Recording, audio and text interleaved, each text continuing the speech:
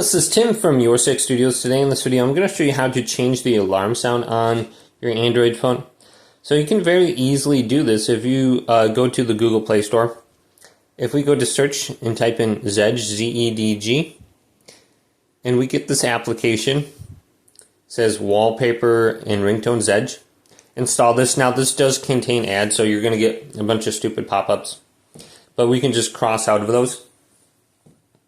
And we don't need to purchase anything. Now just search for the song or whatever you want, and we can add it as our alarm. So let's do, I usually do like Halo theme or something like that. So we can go to this, and we have ringtones. So we can go to a ringtone for our alarm. And I got Halo 1 theme or something like that.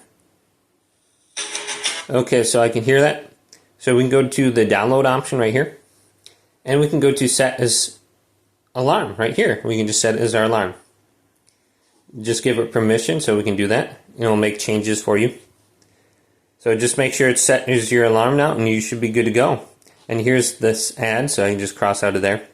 But hopefully this video did indeed help you out.